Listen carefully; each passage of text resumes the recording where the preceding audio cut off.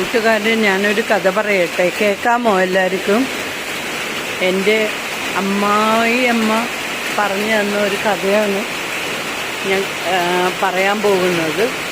പിന്നെ ഈ നല്ല മഴ കണ്ടപ്പോൾ എൻ്റെ അമ്മായിയമ്മ പറഞ്ഞു തന്ന ആ കഥ എനിക്ക് ഓർമ്മ വന്നുപോയി.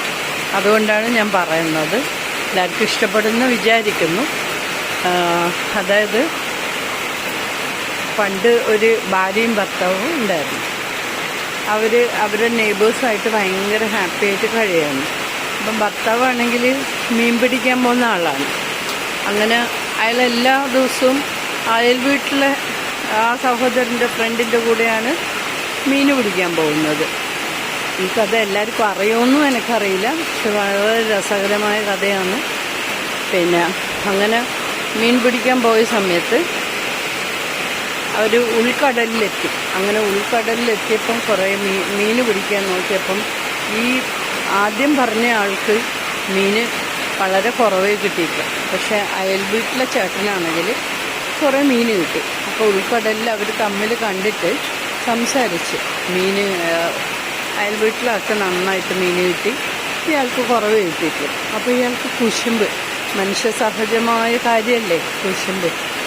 അപ്പോൾ അയൽ വീട്ടിലെ കാരനോട് നമുക്ക് അയാൾക്കൊരു പേരിടാം, രാമു, മാധവൻ. അങ്ങനെ മാധവനോട് രാമുവിന് ഭയങ്കര ദേഷ്യം വന്നു, കുശുമ്പ് വന്നു.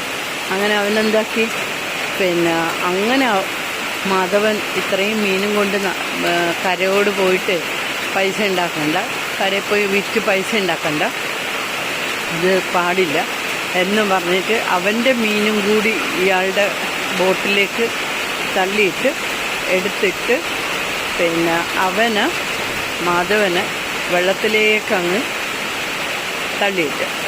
വെള്ളത്തിൽ തള്ളിയിട്ടപ്പോൾ ആ മാധവന് നീന്താനൊന്നും അറിയില്ലായിരുന്നു.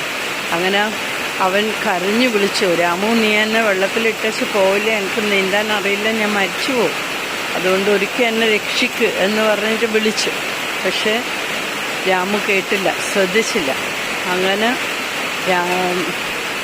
മാധവൻ വെള്ളത്തിൽ ഇങ്ങനെ മുങ്ങി ഏകദേശം മരിക്കാറായപ്പോൾ ഇടയ്ക്ക് ഇങ്ങനെ പൊങ്ങുമ്പോൾ ഇങ്ങനെ വിളിച്ചു പറഞ്ഞു, വെള്ളത്തിലെ കുമിളെ നീയാന്നേ സാക്ഷിയെന്ന് എന്ന് വിളിച്ചു പറഞ്ഞു.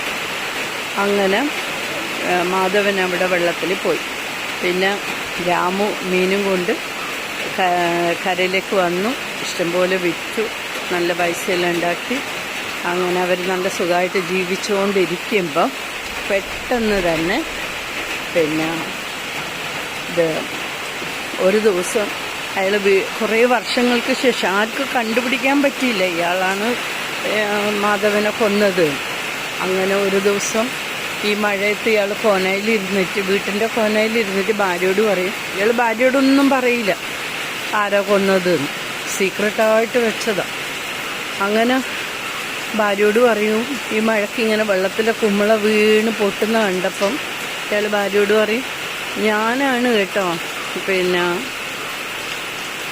ഞാനാണെന്നല്ല, ഇങ്ങനെ ചിരിക്കാൻ തുടങ്ങി, ഭയങ്കരമായിട്ട് ചിരിക്കാൻ തുടങ്ങി. ചിരിച്ചപ്പം ഭാര്യ ചോദിച്ചു, നിങ്ങളെന്താ ഇങ്ങനെ ഭയങ്കരമായിട്ട് ചിരിക്കുന്നത്, എന്താ പ്രശ്നം? അപ്പോൾ പറയേ ഒന്നുമില്ല. പിന്നെയും നിർബന്ധിച്ചപ്പോൾ ഇയാൾ പറയും, പണ്ട് മാധവൻ മരിച്ചില്ലേ, അത് ഞാനാണ് കേട്ടോ അയാളെ വെള്ളത്തിലിട്ട് മുക്കി കൊന്നത്. അപ്പോഴേക്കും അയാൾ പറഞ്ഞു, പിന്നെ വെള്ളത്തിലെ കുമിളെ നീയാണ് സാക്ഷി. അപ്പോൾ ഈ മഴയത്ത് ഈ വെള്ളം വീണപ്പോൾ എൻ്റെ അമ്മായിയമ്മ പറഞ്ഞു തന്ന ഈ കഥ ഞാൻ അങ്ങ് ഓർത്തുപോയി കേട്ടോ. വെള്ളം ഇങ്ങനെ വീണ് കുമിള വരുമ്പോൾ പൊട്ടുന്നത്. അതുകൊണ്ട് ഞാൻ വിചാരിച്ചു ഈ കഥ ആർക്കും അറിയില്ലെങ്കിൽ എല്ലാവരുമായിട്ടൊന്ന് ഷെയർ ചെയ്യാമെന്ന്. അങ്ങനെയാണിത്. അപ്പോൾ ഈ ഭാര്യ എന്ത് ചെയ്തു, വീട്ടിൻ്റെ അകത്തുനിന്ന് ഇത് കേട്ട് അത്ഭുതമായിട്ട് തലയിലൊരു മുറം എടുത്ത് വെച്ചിട്ട് അടുത്ത വീട്ടിൽ പോയിട്ട് പറഞ്ഞു, അറിഞ്ഞോ എൻ്റെ ഭർത്താവാന്ന് പോലും മാധവനെ വെള്ളത്തിൽ മുക്കി കൊന്നത്. അത് കേട്ട ഉടനെ അടുത്ത വീട്ടിൽ അവരോട് പറയും, നീ ആരോടും പറയില്ലേ ഞാൻ ഈ പറഞ്ഞതൊന്നും? ഓ ഇല്ല എന്ന് പറഞ്ഞ് ഈ ഭാര്യ തിരിച്ച് വീട്ടിൻ്റെ അകത്തേക്ക് വന്നപ്പോൾ അടുത്ത വീട്ടിലെ സ്ത്രീ ഒരു വാഴയില വെട്ടി തലയിൽ വെച്ച് അതിൻ്റെ അടുത്ത വീട്ടിൽ പോയിട്ട് പറയും, ഇങ്ങനെ രാമുവാണ് കൊന്നത് മാധവനെ കേട്ടാണ്. ആ സ്ത്രീ എന്ത് ചെയ്യും, ഒരു പ്ലേറ്റ് എടുത്ത് വെച്ച് അടുത്ത വീട്ടിൽ പോയിട്ട് പറഞ്ഞു. അങ്ങനെ ഓരോ സ്ത്രീകളോട് പൊതുവെ സീക്രട്സ് പറയാൻ പാടില്ല എന്നാണ്. ഞാനും സ്ത്രീയാണ്, ചിലപ്പോൾ എൻ്റെ അടുത്തൊന്നും സംഭവിക്കാം. ഇങ്ങനെയൊക്കെ ഒരു സീക്രട്ട് പറഞ്ഞു കഴിഞ്ഞാൽ നമ്മൾ മനസ്സിൽ വെക്കില്ല. സ്ത്രീകൾ പൊതുവെ അങ്ങനെ. സ്ത്രീകൾക്ക് ആർക്കും എന്നോട് പിണക്കം വേണ്ട, ഇത് സാധാരണയാണ്. അങ്ങനെ അറിഞ്ഞ് പോലീസ് സ്റ്റേഷൻ വരെ കഥയെത്തിയപ്പം പോലീസുകാർ വീട്ടിൽ വന്ന് രാമുവിനെ അറസ്റ്റ് ചെയ്തുകൊണ്ട് പോയി വർഷങ്ങൾക്ക് ശേഷം. അപ്പോൾ വെള്ളത്തിലെ കുമ്പളെ നീ തന്നെ സാക്ഷിന്ന് ഒരർത്ഥത്തിൽ അത് സത്യമായി. വേറൊരർത്ഥത്തിൽ സ്ത്രീകളോട് ഒരു സീക്രട്സും പറയാൻ പാടില്ല. അവർക്ക് മനസ്സിൽ വയ്ക്കാനുള്ള ശേഷി കുറവാണ്. ഉടനെ തന്നെ അവർക്കത് ആരോടെങ്കിലും പറഞ്ഞാലേ സമാധാനം ഉണ്ടാകത്തുള്ളൂ. അതാണ് ഈ കഥ. മക്കളെ, എല്ലാവരും കേട്ടെന്ന് വിശ്വസിക്കുന്നു, ഇഷ്ടപ്പെട്ടെന്ന് വിചാരിക്കുന്നു. പിന്നെ ഞാൻ ഇതുവരെ ആരോടും ഒന്നും ലൈക്ക് ചെയ്യാനോ ഷെയർ ചെയ്യാനോ ഒന്നും ഞാൻ പറഞ്ഞിട്ടില്ല. ആദ്യമായിട്ട് പറയാണ്. എല്ലാവരും ലൈക്ക് ചെയ്യണം, കഥ ഇഷ്ടപ്പെട്ടെങ്കിൽ ലൈക്ക് ചെയ്യണം, ഷെയർ ചെയ്യണം. Thanks a lot. നമസ്കാരം.